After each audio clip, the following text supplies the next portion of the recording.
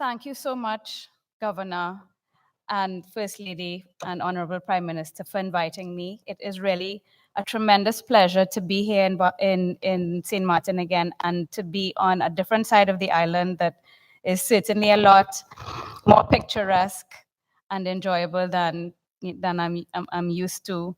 And it's always, I mean, Justin alluded to it earlier, to arrive on an island that has been hit by a natural disaster, but to see the recovery process, arriving here in the airport yesterday, and the line was very long, and I thought, my goodness, I'm going to be here for a while. And it went very quickly and very smoothly, and I have to say that Miami International has nothing on you guys.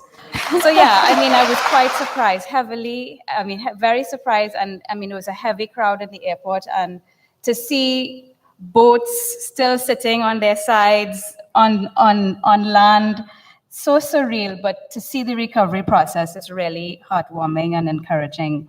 So I congratulate the people of Sint Maarten. So I want to talk about building resilience while Rome burns, because clearly y'all are not playing the violin in the aftermath and in preparation for the next unwanted guests that we know will happen, and we know they will come. And given what's been happening with climate change, they're coming faster and more furious as time progresses. So in terms of where we are and where we want to go in Sint Maarten and in the rest of the Caribbean, really, of course, a lot of this has been covered by the most distinguished fellow speakers here today. But we have a situation where we have, persistent fiscal deficits in many countries in this region. We have economies that are not very well diversified. And in terms of our external accounts, the amount of foreign exchange we earn, we do have current account deficits that persist. So we do have, from a macroeconomic standpoint, quite a bit of vulnerability and weakness. But as my co-speaker Tassin was saying, that there is an improvement in the story in the Caribbean, but it has to be sustained, and so it's not universal across all countries. So in terms of what Sint Maarten's growth has looked like, looking at the chart, you would see that we had some severe, as Governor said, 13% cumulative declines in growth based on the hurricane. But if you look at the IMF projections, they're projecting roughly 2% growth out to 2023. So that's quite a bit to look forward to. But as Governor had suggested, even with a 2% growth rate, we're still going to take several years to get back to where we were.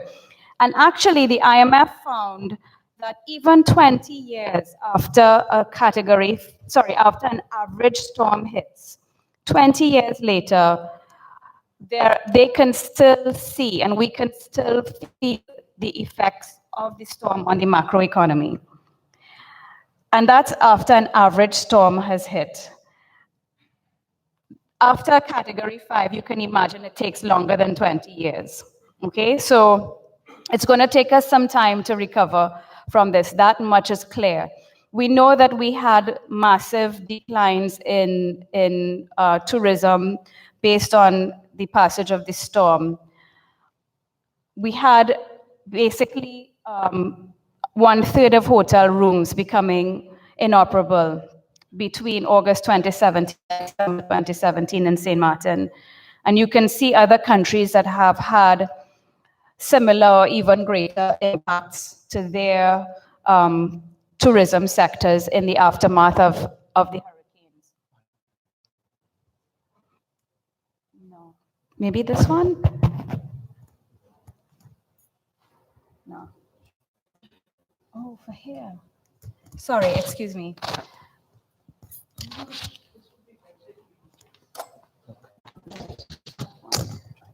For when I'm on the website, I'll use this one. But when I'm here, I'll use this one. Okay. Murphy. is here in the room. Right, so just wanted to finish that point that the impacts on so many countries were quite severe. But it's heartening to see that St. Maarten has been able to recover in terms of getting its rooms back open and getting the, I mean, again, I'm not going to say it over and over, but the airport was full yesterday. So obviously people are coming, and that's really, really good to see. Unemployment still high, around 10%. But what is interesting is that 42% of the unemployed in St. Maarten last year said that their unemployment was due to the effects of the storm. That I thought was really quite telling. And before the hurricanes, the World Bank had estimated that the poverty rate was about 26.87% here in St. Maarten. That puts you about in the middle compared to the rest of the countries in the Caribbean. Now, if you look at reserves as measured and reported by the central bank, we have reserves that are fairly robust, especially compared to some other countries in the region, 4.6 months of imports.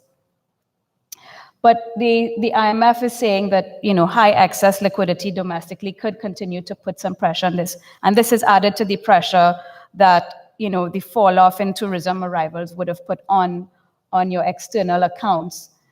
And we feel that these shocks, so for example, in Curacao, they're experiencing the effects of what's happening in Venezuela, both from a migrant standpoint as well as economic standpoint. Curacao did so much trade with Venezuela. So the effects on that economy, as well as the hurricane effect on St. Maarten, have actually magnified these weaknesses from an external standpoint, meaning the amount of foreign currency we have backing our currency here. And import cover is expected to stabilize at about 3.8 months in the medium term. That's a comfortable figure, but it could be stronger. And that's one of the areas of vulnerability that we need to think about as we move forward. This population pyramid shows basically that we have a bigger population over 60 than under 50. Now, I know that the population in St. Maarten varies quite widely, especially relative to other Caribbean countries, and that's because of the migrant workers. But this is something to think about, and Justin had spoken as well about the population size and how that affects your economy in the longer term. So this is something that we really need to focus on, and it's good that St. Maarten has this accepting culture to foreign workers because they are needed, because you have this challenge. The thing is, if we continue to have an aging population, as we know, it slows down your economic activity, it puts strain on your pension system, and it can introduce yet another point of vulnerability domestically. And of course, we have climate change that's driving higher vulnerability. This is from an IMF report. And what they were saying is that in the 65 years to 2014, if you look at the bars, you will see that we hardly had any category 5s. Maybe in the 1970s we had some, and category 4s. But look at 2000 to 2014. The category of the storms were that much more intense. We had less of all the other categories put together than we had of 4 and 5. So they're almost predominantly 4 and 5 category storms that come to this part of the world. And if you look at the amount that hit each country, 20 storms hit Jamaica in the 65 years to 2014, and all the way down to Turks and Caicos. So some of us have been hit very frequently. And in terms of the damages, in terms of the cost, 15 billion in Cuba, all the way down to 16 million in British Virgin Islands. But this is, again, over a long period of time. But in 2017, we had storms that were the most damaging in terms of the cost. Some countries 2 to 3 times their GDP. As you can see here, British Virgin Islands losing. So Sint Maarten was the second most affected in 2017, losing 250% of GDP, with the Virgin Islands being the only country that lost more. So, what I was expecting to see was a lot worse than what I saw here. So I'm really, really pleased to see the level of recovery that has taken place here. Now, so Sint Maarten needed 2.3 billion in terms of its recovery needs, right? And again, 10% of those who were economically inactive in 2018 say that this condition was as a result of the hurricane. So if you look at what Sint Maarten needed, out of the 2.3 billion, a good 20% of that was immediate, with 45% being short term. So we needed 65% of that in a very short space of time. So, for example, having access to the CDB's funds would probably have been very useful in this kind of a scenario. You can thank me later, Justin. This I thought very interesting, and I wanted to share with you all. I had read somewhere that in the past 3 to 5 years, the sea actually warmed by 2 degrees, sorry. This is what a 2.5 degree rise in temperature does in terms of the impact on GDP. So anywhere between 14 and 4.3% is the impact on your GDP, meaning negative impact, depending on who you look at, because there are different ways of measuring that. That's a tremendous impact. And so this has to do not just with the severity and the frequency of the storms, but even the sargassum seaweed, which of course warmer oceans is causing a proliferation of this seaweed, which affects tourism. It affects even those of us who live here. I mean, for example, in Barbados, when I go for a run on a weekend on the boardwalk and it's completely covered in seaweed, and of course the smell, these things affect all of us on a daily basis. So that's something that we have to be concerned about, and we have to find ways to protect ourselves and our economies and our industries against this. And climate change also means more than asset losses. It means also a loss of well-being. And I won't go through the vulnerability index that Justin mentioned, which is really fantastic in terms of the way that it looks at a whole host of things to look at what's affecting us, and not just GDP per capita in terms of determining what your standard of living is or your income. And this index shows, and this is taken from the Caribbean Development Bank, that only 3 countries saw reductions in their vulnerability in 2017 versus 2016. The rest of us saw increases in our vulnerability. And so as a region, we are becoming more vulnerable based on all of these factors. So the thing is, if we want to continue to be here, because at the end of the day, our very existence is being threatened. I remember Prime Minister Chastanet of St. Lucia mentioning at the annual meetings that the CDB had recently, he said, after the earthquake, hit in Haiti, and there was a summit, a regional summit, and Christine Lagarde from the IMF was saying that, there's too many refugees living in cardboard boxes still after the earthquake, and then now this hurricane comes and all of these people are still in cardboard boxes. And the Prime Minister said, guess what? All of us are living in cardboard boxes, because all of us are just as vulnerable because of everything that I have just said. And so we have to do things very, very differently in this region, very differently. We have to rethink everything in order to ensure our survival. And that's a real challenge, I think, for some people to just get in their heads just how differently we have to do things. So These are the three basic reforms that I suggest we need to do to build resilience and to ensure our survival. Now, these have been mentioned by the previous speakers, and so I'm happy that we are already beginning to warm up to these ideas. But I think we need, first of all, a private sector-led growth strategy.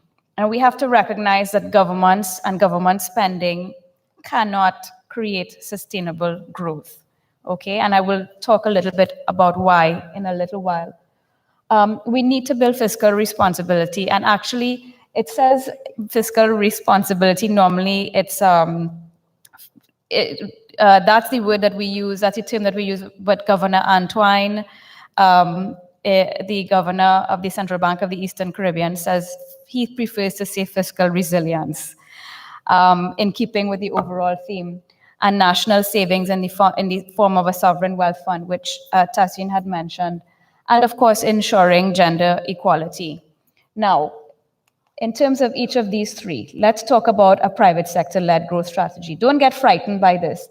What this is taken from the IMF, and what this table was showing a few years ago when I came across this, it was quite startling to me, that what they're basically telling you here is what the fiscal multipliers are for these countries that are measured on this table. And what is a fiscal multiplier?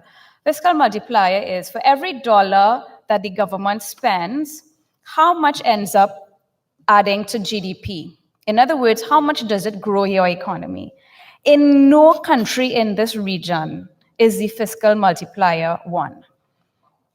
Not one country has a fiscal multiplier of 1, whereas you have developed countries like the US where it's well over 1. So for each dollar that the government spends, you end up getting $1.50, $2, $3 added to your growth, right? To your GDP, to your economy. So in the first place, part of every dollar that the government spends is lost. It doesn't end up in GDP. Why is that? Why is that? There are various reasons, depending on which country you're in. Part of it is because of something called high fiscal leakage, where a lot of it is lost to imports, because almost everything we consume is imported. 80 to 90% on average in this region of what we consume, we import. But there are other reasons, of course, in countries like Trinidad and Guyana, there's corruption. Now, don't let this slide frighten you either. I'm sure some of us in this room know this equation. Okay, so this is why I have a whiteboard. And now I have this mic. Does it work? Do I have to turn it on? Is it on? Are you hearing me? Are you hearing me? No. I'm having a problem with my mic since yesterday.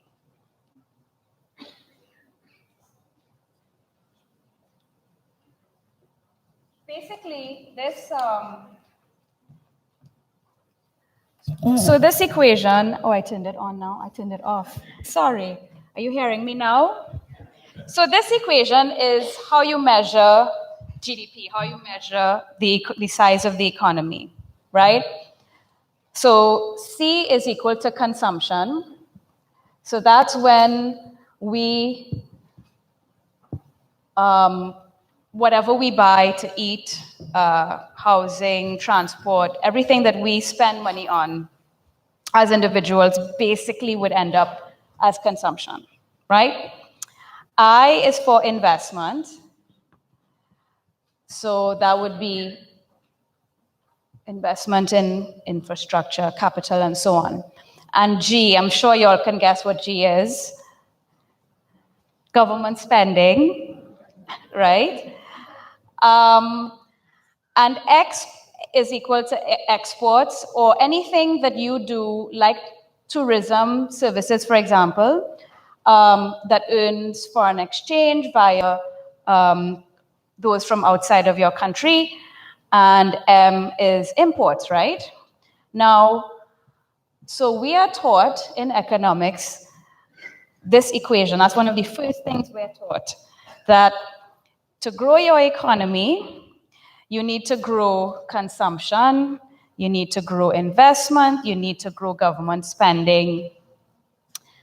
and you need to grow exports. So all of our governments in this region get very excited and spend a lot of money and say we have to spend money to grow the economy and to create jobs. The problem is that this equation does not really apply very neatly to our economies.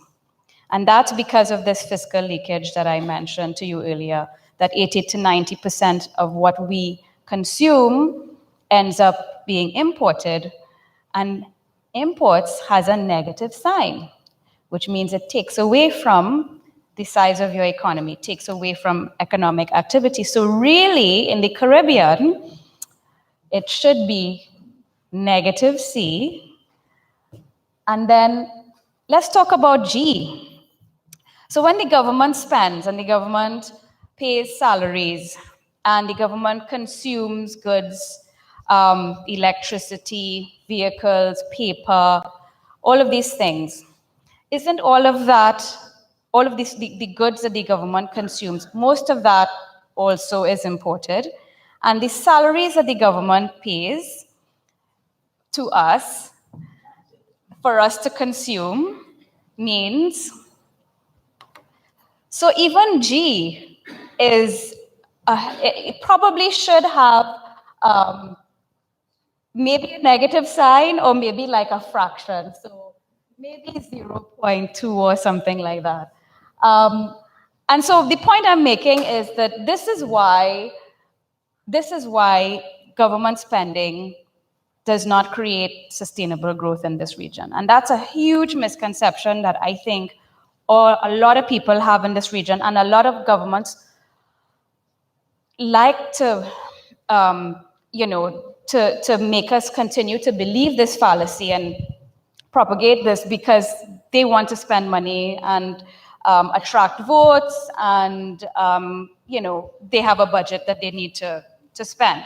So this is something that we have to really change our thinking, right? And stop looking to the government to be the engine that drives growth and drives job creation in our economies. So that's something that I wanted to highlight first before I go on into why we need private sector-led growth. Now, in my view, the Cayman Islands is the poster child in this region for how a private sector-led growth strategy can work. Because the Cayman Islands has had fiscal surpluses, as you can see by this gray part here, since 2013, certainly, right? Fiscal surpluses meaning that they spend less than they earn. But if you look at growth, growth has also been positive and strong and consistently so. So what have they done that has promoted this private sector-led growth that they are seeing and booming in the Cayman Islands? Justin spoke about it earlier, that it's harder to do business in the Caribbean than in Gaza and the West Bank. So what they did was promoted ease of doing business reforms. Jamaica has done the same thing under their IMF program, and now they're exiting that. So promoting ease of doing business and making it easier for business to thrive, regulating these businesses, as opposed to the government itself getting into business and interfering in business and trying to determine which sectors should exist or which sectors should be supported. And so, thank you.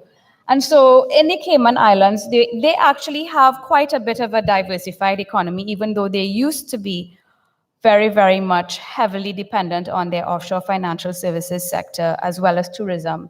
They now have Cayman Enterprise City and Cayman Health City, which Cayman Health City is about basically medical tourism. And Cayman Enterprise City invites offshore companies to register and locate onshore and have all of these sectors that are domiciled in the Cayman Islands. And so these are the sectors that they're basically diversifying their economy into. And I think that this is something that the rest of the region, I mean, the Cayman Islands is not much bigger than Sint Maarten in terms of population size.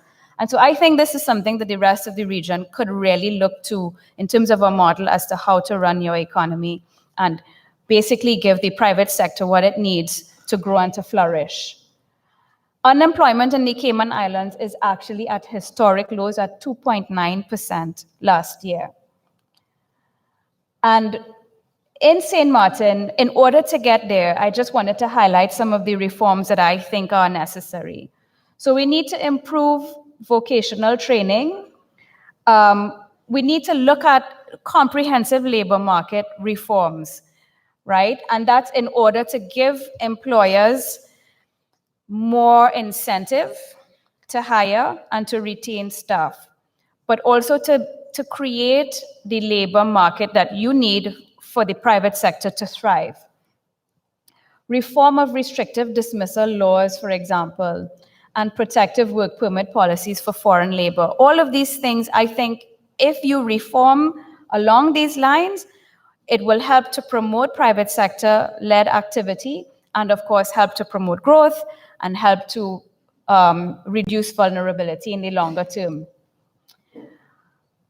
In terms of other IMF suggested reforms to strengthen private sector activity, you have the suggestion to centralize and streamline the business registration process.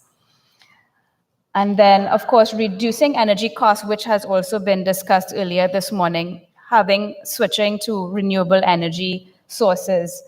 Now, these are critical in terms of getting businesses set up easily and keeping businesses run efficiently. I really feel that these are two reforms we can think of. Nearly half of household spending in St. Maarten is related to categories that are affected by energy. So relative to the Netherlands, for example. So this just goes to show how important and what a big difference it can make, not just to the cost of doing business, but to the cost of households and all of us living in St. Maarten, if we can establish renewable energy and therefore reduce the cost of energy. Now, in terms of gender equality, I'm a big believer that, and Tahseen made the point that in this region, we do have women who have reached the highest highs in terms of government and private sector leadership. But the problem in the Caribbean is that women are actually, there is one particular gender gap according to the Gender Equality Index of the World Economic Forum. There is one very important gender gap that we have closed in the Caribbean, and that is on education. And we were one of we gained special mention for that, as a matter of fact, at the World Economic Forum in one of their reports. That so much so that we've kind of over-rotated, where the boys and the concerns around boys and the education of boys is now something people are talking about more and more. I hear policymakers talking about that. But women are more educated than men in this region. Yet still, but it's true, the data is there. Yet still, women do not earn as much as men. And women are still outnumbered in decision-making roles in the region. But we are more educated.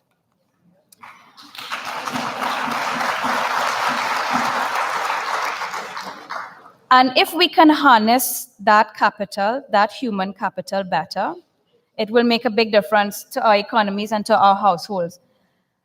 The McKinsey estimated that if women participated in the economy equally to men, we would add $28 trillion of annual GDP to the world economy, or 26% of current global economic activity. And that's a proxy you can assume for any country, that you will add over time 26% basically to your growth. So remember we said earlier that even if we grow 2 or 3%, we'll still take 6 years or 13 years to recover from the storm. Well, if women were able to participate equally in the economy, we'll be there now, right?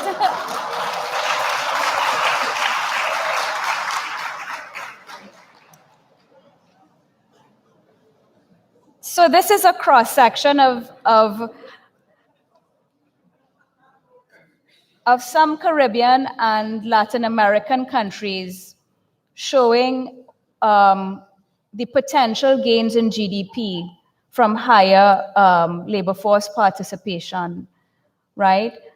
Women participate less in the labor force than men do in almost every country I've seen in this region, meaning that men are looking for jobs more than women are, even though we are more educated. And if you look at these vertical blue bars, it tells you if we achieve gender parity, this is the amount that you can add to GDP. Now, we didn't get the data for Sint Maarten, but you can look at some smaller countries like St. Lucia as a comparison. That might be about 7%. Jamaica, a little higher. Suriname is pretty high. So we know we can add quite a bit to our economy. In the tourism sector, there is a big wage gap.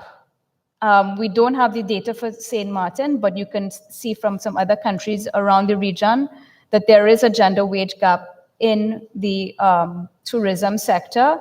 If we eliminate, that is the biggest sector in this country.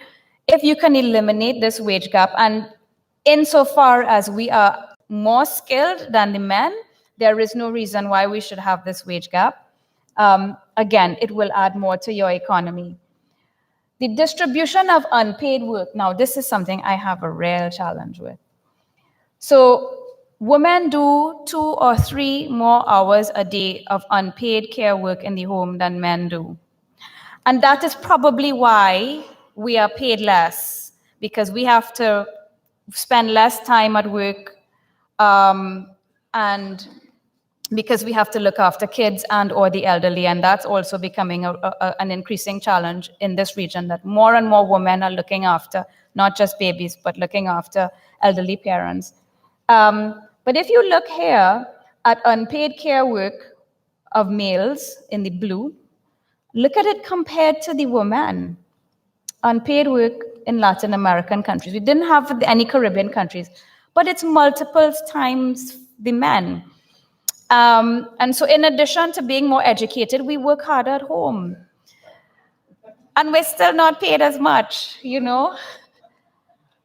And again, this is labor force. So this is St. Maarten's labor force participation rate. So 60% of men who are eligible to work are looking for work and are in the labor force, but only 54% of women. Almost half of your women are not looking for work.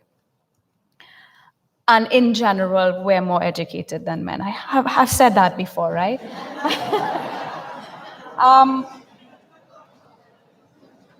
And we're more unemployed. Less of us are looking for work. We're paid less, but we're still more unemployed.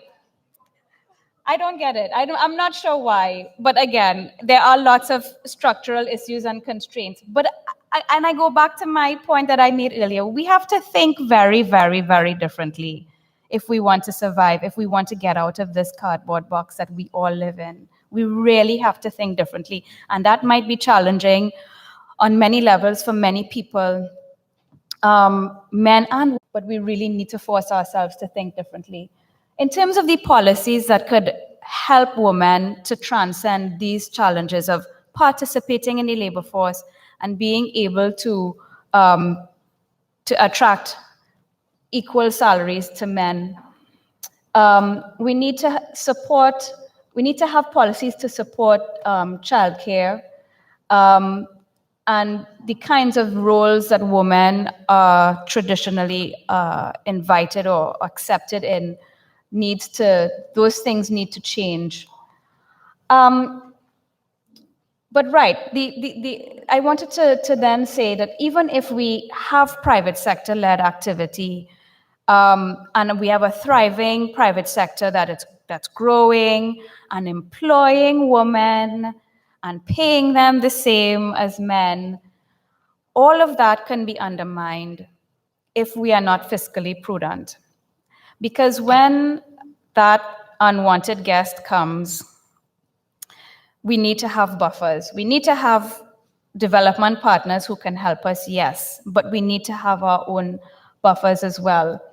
So in looking at fiscal resilience and what our fiscal trajectory looks like, so IRMA-related expenditure was estimated at 2% of GDP in 2017, while the total fiscal deficit was 3.5%. And while the membership in the CRIF will provide some buffers, clearly we need some help here to make sure that we have enough that we need. So we need to be able to consistently be fiscally prudent. And I just wanted to compare Sint Maarten against some of the other countries in the region. The public sector wage bill in Sint Maarten is actually above the regional average. The IMF, for example, had recommended reducing the cost of politics in Sint Maarten.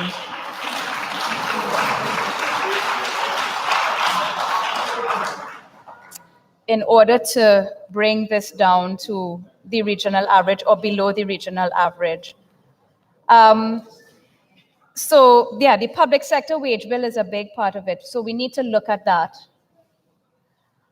We need to look at the public sector spending on goods and services as well, because the government spends on average 6.45% of GDP on goods and services, which is the third highest in the region, and which is well above the regional average of 5%. So that's something we need to look at as well.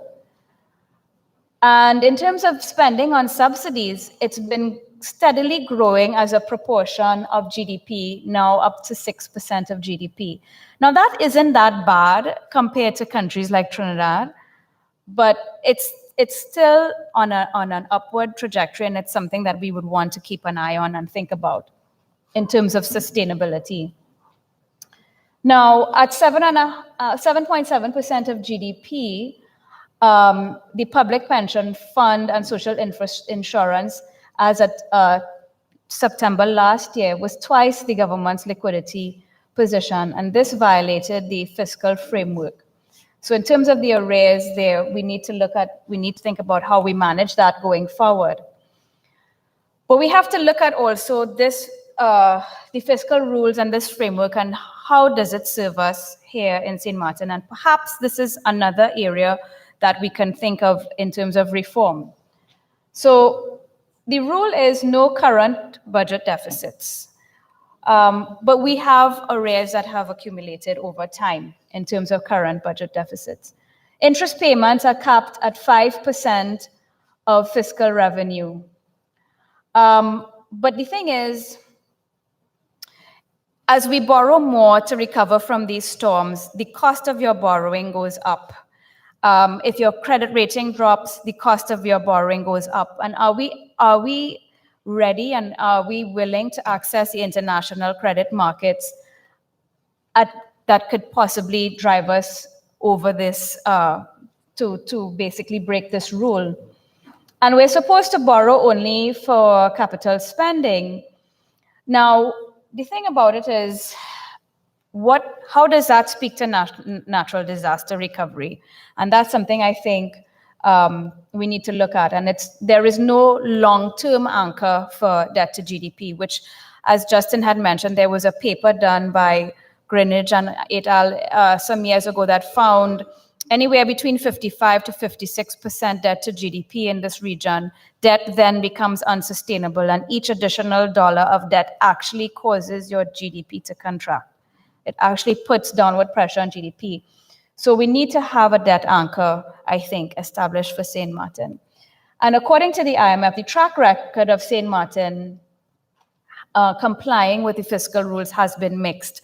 And maybe those fiscal rules need to be reformed and amended to be more relevant to the current scenario and the scenario that we expect in the future, but maintaining the essence of the fiscal rules with a view to sustainability, right?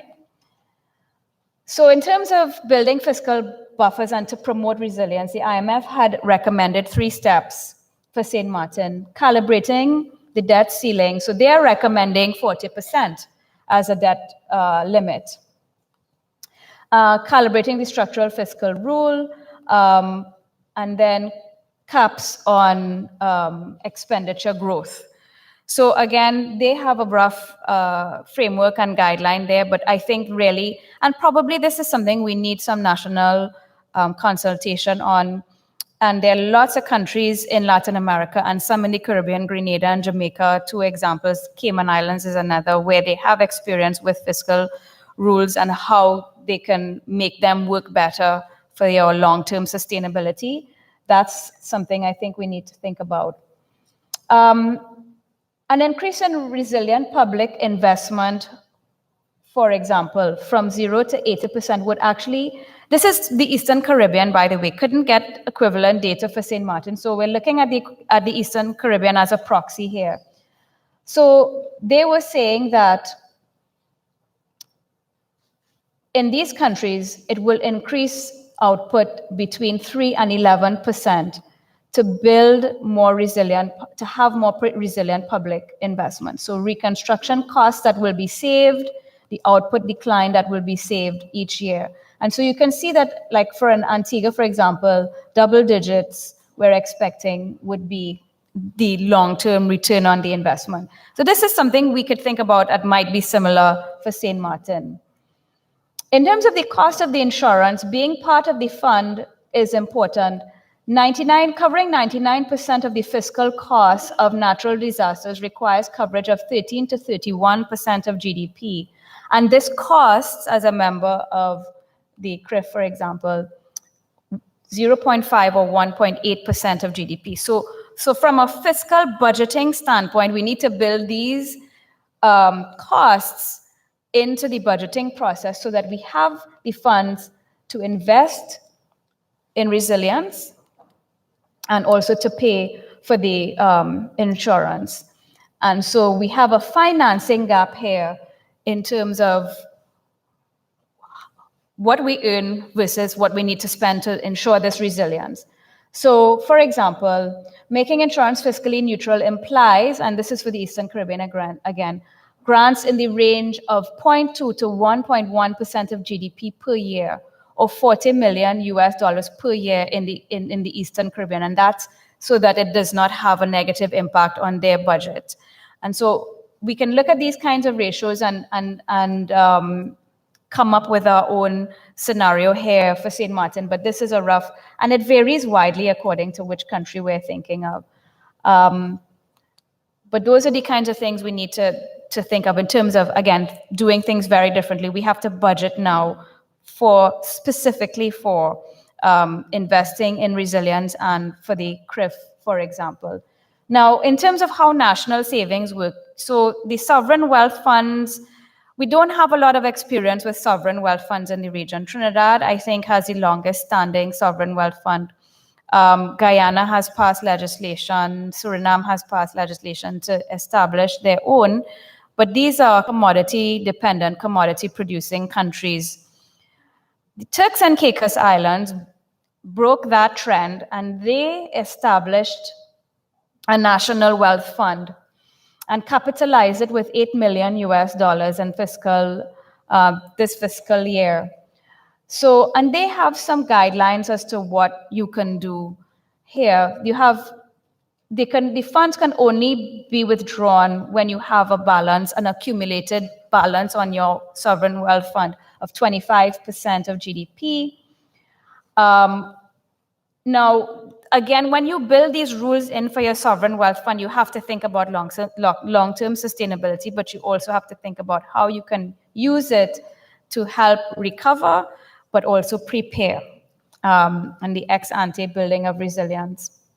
And I strongly recommend that this is something that we need to think about here in St. Maarten. So just to recap again, what are the outcomes we want to achieve, right? We want to reduce poverty, and we want everyone's well-being to be improved. We do not want to continue to live in cardboard boxes, or literally to end up living in cardboard boxes such that we become climate refugees in this region and in St. Maarten. We want gender equality so that we can empower our women to provide better for their family and their communities. And we want to build resilience, not only so that we can recover faster, but so that we become climate proof in this region. That's the ideal. That's where we would like to be. And sorry, just before I end, on cross-cutting, a lot of these themes, again, are going back to the importance of a private sector-led growth strategy, is that ease of doing business and promoting ease of doing business. And I just want to also highlight what Tassin was saying earlier about the fact that we really need to promote a digital economy and an e-government platform. A lot of countries in this region are increasingly looking towards this. You have the Estonians, for example, doing work for Jamaica, Barbados, Cayman Islands, Grenada. But having e-government really can help with building resilience, because it means you don't have as much paper-based processes and everything is online. And if everything is in the cloud, then we don't have problems accessing the cloud after the storm has passed. We just reconnect with the cloud, right? And I think that all of these things, it even has an element of gender equality, because if you have a thriving digital economy and an economy where women can connect to the global digital economy, women who have to stay at home to look after kids and the elderly, for example, can actually work from home and access work in the gig economy or digital economy from their homes, and so not necessarily dependent on jobs within the domestic space, right? And so that also speaks to gender equality. So I really feel that that whole issue of digitization and promoting efficiency and resilience through digitization is very important.